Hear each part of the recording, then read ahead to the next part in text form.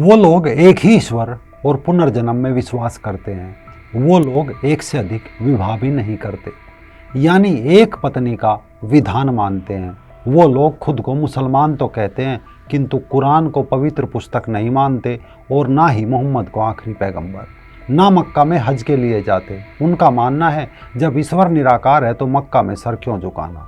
वो ना सुन्नी मुस्लिमों से शादी करते ना शियाओं से, यानी इनके यहाँ कोई धर्म परिवर्तन नहीं कर सकता और ना ही किसी दूसरे धर्म में शादी कर सकता। कहा जाता है हिंदू, जैन, बौद्ध, यहूदी और ईसाइयों का सम्मिश्रण सीरिया का एक समुदाय है जिसे ड्रूज कहा जाता है। अब सीरिया में सुन्नी गुट इन्हें अपने जैसा बनाने के लिए हमला करने लगे हैं।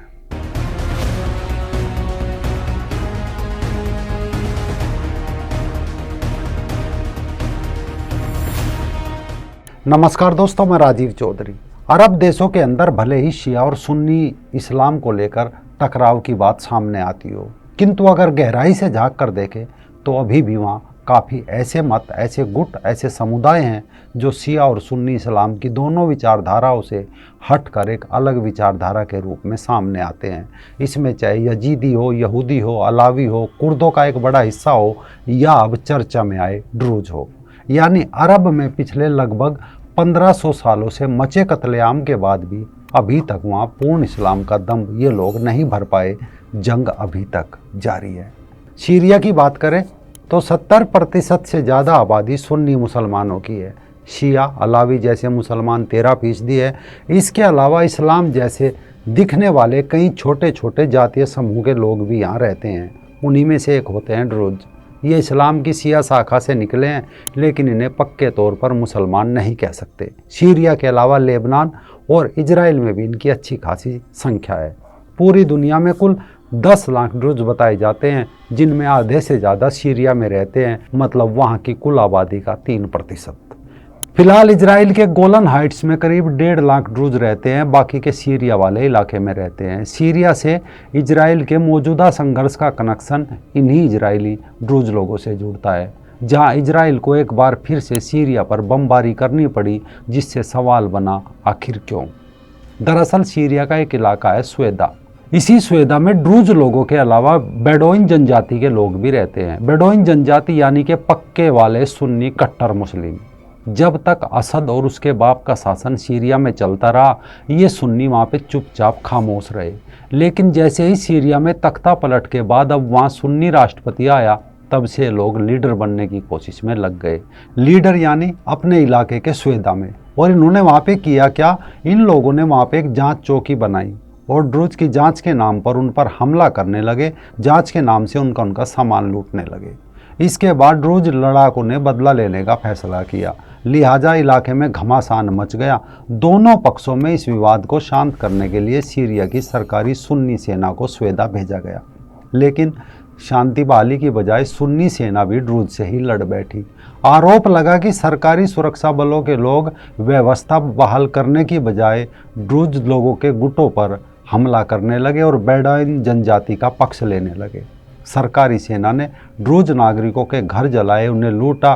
ड्रूज पुरुषों की जबरन मूछें मुंडवाई गई, उन्हें अपमानित किया गया। उनकी महिलाओं से रेप से लेकर बाकी वो सब कांड किए जो लोग ये सत्ता मिलते ही करते आए हैं, यानी लूट खसोट शुरू कर दी। इन सब को देखते हुए ड्रूज धर्मगुरु हिकमत अल हिजरी ने एक वीडियो जारी करके दुनिया के देशों से मदद मांगी।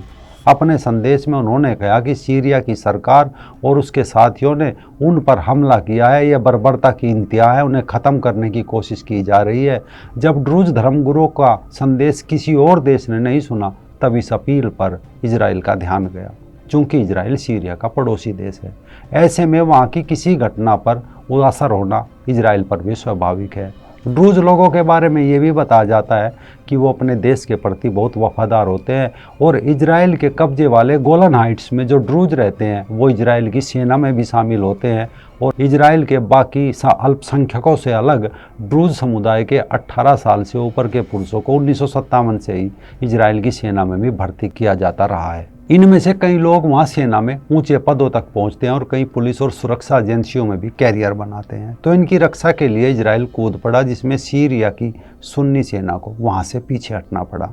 सीरिया की सुन्नी सेना का कहना है कि ड्रुज समुदाय के लोग हथियार और अपनी सेना नहीं रख सकेंगे, जबकि ड्रुज का कहना है कि अगर उन्होंने हथियार और सेना नहीं रखी तो सुन्नी लोग उनका खात्मा कर देंगे। ऐसे में एक सवाल ये भी है कि ड्रुज और सुन्नियों का पूरा झगड़ा क्या है। ये लोग क्यों मक्का और कुरान में आस्था नहीं रखते जबकि खुद को मुसलमान भी कहते हैं। दरअसल ड्रुज समुदाय का उदय 11वीं सदी में मिस्र यानी इजिप्ट से माना जाता है। शिया विचारधारा से विकसित होने के बावजूद इस समुदाय के रीति रिवाजों में हिंदू, ईसाई, यहूदी समेत कई प्राचीन दर्शन का अंश देखने को मिलता है, जैसा हमने शुरू में भी बताया था। एक समय में जब मध्य पूर्व में इस्लाम या इस्माइलवाद का बोलबाला बढ़ने लगा, तब एक फातिमी खिलाफत हुई, यानी एक आंदोलन, एक इस्लाम में सुधार का आंदोलन। इन फातिमी खलीफाओं में से एक राजा था। इस राजा ने फातिमी खिलाफत के लिए हमजा इब्न अली को इस आंदोलन का नेता घोषित कर दिया, जिसका काम था इस्लाम में सुधार लाना। लगभग 33 साल का हमजा इब्न अली एक नया संदेश लेकर निकला। साथ ही प्रत्येक व्यक्ति से लिखित में एक प्रतिज्ञा पत्र भी ले लेता कि वो सुन्नी इस्लाम को नहीं मानेगा। इसीलिए बताया जाता है कि मोहम्मद के साथियों समेत प्रमुख सुन्नी हस्तियों का रोजाना सार्वजनिक रूप से मजाक उड़ाया जाता था, ताकि सुन्नी सुन सके और इस्लाम में सुधार की बात कर सके। अल हकीम का एक साथी भी था, नाम था अल-दारची। इस्लाम के खिलाफ इसके भाषण ऐसे होते थे कि लोग सुनकर इस्लाम को छोड़कर हमजा इब्न अली के भक्त बन जाते थे।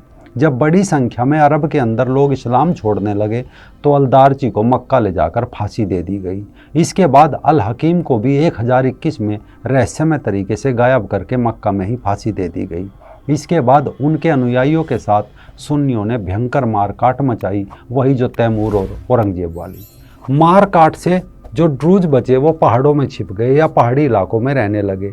इसी कारण समकालीन मुसलमानों ने अल हकीम के अनुयायियों को अल-दारजी या ड्रूज कहना शुरू कर दिया और एक मत बना ड्रूज। इस मत की एक धार्मिक किताब है जिसका नाम है किताबुल हिकमा। इसे पवित्र पुस्तक ये लोग कहते हैं, जिसमें 5 ब्रह्मांड के सिद्धांत, 5 महाभूत या 5 महान तत्वों का जिक्र है, पृथ्वी, जल, अग्नि, वायु और आकाश, जैसे हमारे सनातन ग्रंथों में माना जाता है। दूसरा, इनका ये भी मानना है कि दार्शनिकों के रूप में लगातार महान आत्माएं पुनर्जन्म लेती रही है। इनकी पुस्तक में ये भी लिखा है कि जो मनुष्यों को ईश्वर और निर्माण का सच्चा मार्ग सिखाने के लिए पृथ्वी पर समय समय पर कुछ गलत लोग भी आते हैं, जो लोगों को सही मार्ग से भटकाकर अंधकार में ले जाते हैं। ये बात अरब के इस्लाम के मानने वालों को चुभती है।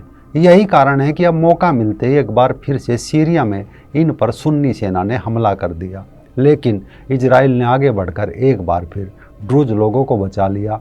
आगे क्या होगा कुछ कह नहीं सकते।